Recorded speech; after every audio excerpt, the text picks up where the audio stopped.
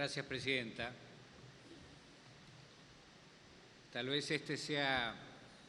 mi último discurso después de 12 años de mandato en un tema de gran relevancia para la Argentina, porque termino mi mandato el 10 de diciembre. Y lo que estamos tratando hoy, la ley de presupuesto, me permite hacer una evaluación sobre los últimos 12 años y sobre la década que tenemos por delante. Porque, como todos sabemos, el presupuesto, lo dice la Constitución, el presupuesto es el plan de gobierno del presidente de la Nación. Y este es el presupuesto del 2016. Y el presidente de la Nación va a ser el que se elija el 25 de octubre y el 22 de noviembre. De manera tal que es una situación rara, esta a la que nos somete el oficialismo hoy, de tener que votar el plan de gobierno del próximo presidente sin que sepamos quién es el próximo presidente y sin que pueda opinar el próximo presidente. Por eso quiero, por un lado, defender el dictamen de minoría nuestro, que simplemente pide suspender el tratamiento del presupuesto hasta después de las elecciones presidenciales, al solo efecto obvio de sentido común de que el próximo presidente, el que va a tener que gobernar en el 2016, pueda dar su opinión sobre su propio gobierno, que seguramente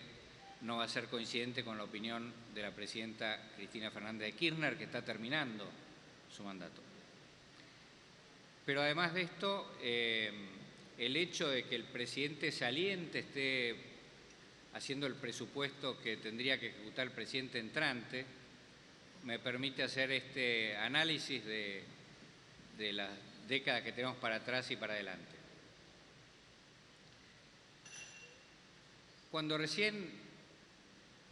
comenzaba el gobierno de los presidentes Kirchner, el mismo año que ingresó Néstor Kirchner, ingresé yo a la Cámara. Bueno, y ahora me estoy yendo junto con la presidenta, así que los acompañé en todo este trayecto. Pero cuando recién empezaba mi mandato, el presidente Kirchner abrió las sesiones de este cuerpo diciendo lo siguiente: 25 de mayo del 2003, nos planteamos, decía Kirchner, construir prácticas colectivas de cooperación que superen los discursos individuales de oposición. En los países civilizados, con democracia de fuerte intensidad, opinaba Kirchner, los adversarios disienten y discuten cooperando. Había un libro de Pablo Gerchunov y de Lucas Liach, creo, que se llamaba Los ciclos de la ilusión y el desencanto. Aquel primer momento fue un momento de ilusión y después vinieron momentos de desencanto. En un momento determinado, en la política argentina se dejó de lado lo que el Papa Francisco, en ese momento cardenal de Buenos Aires, proponía, que era la cultura del encuentro, de respetar la opinión del que piensa cosas distintas, de buscar las coincidencias y construir sobre las coincidencias, en lugar de profundizar las divisiones, los enfrentamientos, las diferencias, para no construir algo colectivo en común. Pero se dejó de lado la cultura del encuentro y en otra etapa de mi mandato asistí a lo que fue llamado por algunos medios o por algunos políticos como la guerra contra los sectores productivos, rurales, en el año 2008, 2007, 2008 en adelante. Y ahí vino una etapa diferente de esta de la cooperación que decía Kirchner, que fue la etapa de la confrontación, que fue la etapa de la falta de respeto por el otro, que fue la etapa de imponer las decisiones por la fuerza y que todo eso se englobó en una famosa frase: vamos por todo. Vamos por todo, para mí, es algo muy parecido a dejar de lado la democracia, porque la democracia es el poder de todo el pueblo, no de una parte del pueblo, aunque sea mayoritaria. La democracia es el poder de todo el pueblo, mayorías y minorías juntos. Por eso, si unos quieren ir por todo, claramente se están cargando a los demás. Y para pasar de un pensador argentino como Kirchner a un pensador latinoamericano como Bolívar, recuerdo también esa frase de Bolívar de que las columnas sobre las que se asienta la ley y el ejercicio de la libertad y de la justicia no son las columnas de la fuerza, sino las columnas de las costumbres y del respeto por los otros. Sin embargo, acá en la Argentina se dejó de lado la enseñanza bolivariana y la enseñanza del primer Kirchner y pasamos a esto de vamos por todo y tuvimos esos enfrentamientos que tuvieron que ser dirimidos por el actual diputado y entonces vicepresidente de la Nación para evitar una confrontación de alcance incierto y peligroso, que fue la decisión del vicepresidente Cobos. En ese vamos por todo pasó también que, además de dividirse a la Argentina, se empezaron a vulnerar las reglas de convivencia internas del sistema político argentino. Entonces pasamos de cosas que pueden parecer menores, como que el Congreso no puede ejercer su derecho a preguntar y de controlar al Poder Ejecutivo. Cuando yo entré a la Cámara, todos los pedidos de informe se aprobaban sin discusión y se contestaba la mayoría, la enorme mayoría. Después de Vamos por Todos, ni siquiera se discuten en comisión los pedidos de informes,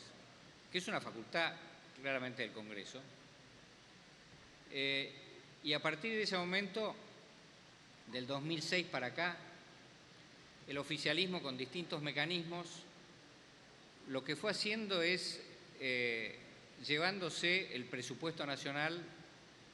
a su casa, en el sentido de que era simplemente una formalidad, cualquier cosa que se pusiera ahí adentro era irrelevante y después ellos hacían lo que querían. Y así la Argentina, que está terminando el mandato de la presidenta Cristina Fernández de Kirchner con unas reservas del Banco Central que van a estar entre 5 y 10 mil millones de dólares, con las que el Banco Central va a tener que defender el valor de la moneda argentina, reservas que van a terminar, como digo, entre 5 y 10 mil millones de dólares. Desde el año 2006 el kirchnerismo se gastó sin autorización del Congreso, por encima de lo debatido y aprobado por el Congreso, la friolera de 140 mil millones de dólares. Fíjense lo que es esto, ¿no? Gastarse sin permiso del Congreso 140 mil millones de dólares y dejar el gobierno con unas reservas de 5, 6, 7 mil millones de dólares. Esto refleja una pintura de época, ¿no? Lo malo de esto es la oportunidad que nos perdimos, porque teníamos que ocuparnos de tener logros relevantes en materia de justicia social, por ejemplo. La Argentina tuvo la mejor década en 100 años, probablemente, si la medimos por el valor de los productos que la Argentina vende al exterior. Y sin embargo, terminamos esa mejor década en 100 años con 28% de pobreza, con la mitad de los chicos de la Argentina que no terminan el secundario, con 1,5 millones de chicos de menos de 25 años que no estudian ni trabajan, y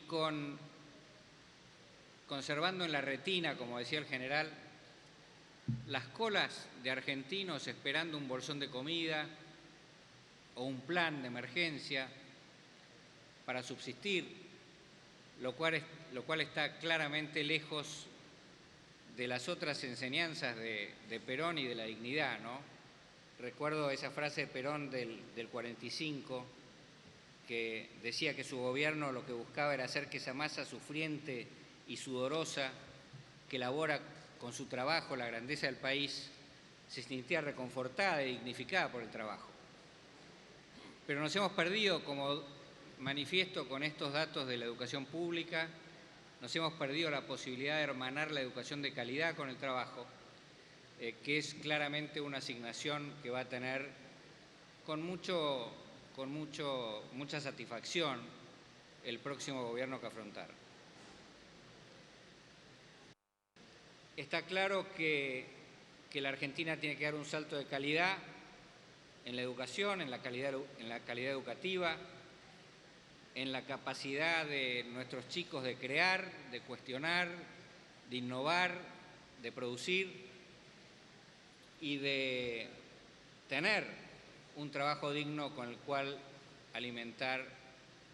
a sus familias y desarrollar sus propios proyectos de vida y los proyectos colectivos que tenemos como nación. En definitiva, estamos terminando este momento de transición hacia una nueva presidencia con esperanza y con algo de tristeza. Con esperanza por la enorme potencialidad que tiene la Argentina. La Argentina es mucho más que una camarilla política, es mucho más que cualquier apellido de la política argentina, es mucho más que cualquier presidente. La Argentina ha demostrado que tiene una capacidad formidable de expandir su producción, de generar oportunidades, que eso es lo que busca cualquier gobierno que se pueda calificar de mínimamente progresista en cualquier lugar del mundo. Y la Argentina lo va a volver a hacer, como lo hizo después de la gran crisis del 2002, asombrando al mundo por su capacidad de reacción. Nosotros vemos en la próxima década y en los próximos pocos años, en los años inmediatos que tenemos por delante, una expansión muy notable de la economía argentina por la cantidad de represiones a la capacidad productiva de los argentinos que este gobierno ha puesto y que se van a levantar, por la previsibilidad que se va a generar, por el respeto de las reglas de juego y por la convicción de que no es posible construir un país, una sociedad, un colectivo, sobre la base de no respetar la ley, sobre la base de creer que uno puede estar por encima de la ley porque es poderoso, o porque ocupa un cargo, o porque tiene una mayoría, sobre la base de no respetar la ley, sobre la base de mentir, sobre la base de no respetar la verdad, como es el caso del INDEC, el ocultamiento de los índices de pobreza y demás. Así que tenemos tristeza por habernos perdido la oportunidad de cooperar, como dijo Kirchner el 25 de mayo del 2003, para poner la energía en el progreso de la Argentina en lugar de la pelea entre los argentinos para obtener una posición mezquina de poder en un momento determinado. El Papa Francisco acaba de hacer un discurso importante en el Congreso de los Estados Unidos, donde le habló a los políticos de todo el mundo y dijo que los buenos políticos no son los que buscan ocupar espacios, sino que son los que buscan iniciar procesos. Y creo, señora presidenta, que en los próximos años, en el próximo Congreso, en el próximo mandato presidencial, vamos a ser testigos de esto último que dice el Papa. Se inicia ahora un nuevo proceso en el que todos nosotros hemos sido parte, que es el proceso de construir respeto, de buscar cooperación, de generar previsibilidad, de dar oportunidades de crecimiento personal y colectivo a los argentinos, de respetar la ley, de aceptar que la mirada diferente del otro es valiosa, porque nos permite una mirada que nosotros no tenemos y que puede complementar la mirada nuestra y que nos puede reflejar mejor la realidad. Y es muy importante darse cuenta de que la única verdad es la realidad si queremos construir un futuro de progreso, que es lo que avisoramos. Gracias, presidente.